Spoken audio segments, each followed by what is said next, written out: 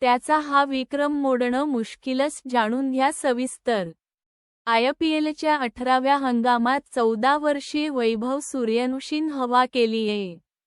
यंदाच्या हंगामात 35 चेंडूतील शतकी खेळीसह तो टी20 क्रिकेटमधील सर्वात युवा शतकवीर ठरला.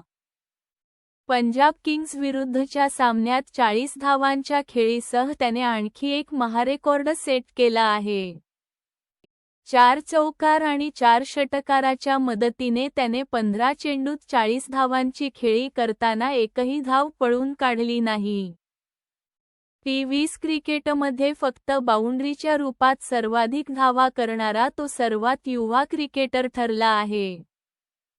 पंजाब विरुद्धच्या सामन्यात त्याने 266 च्या स्ट्राईक रेटनं धावा कुटल्याचे पाहायला मिळाले.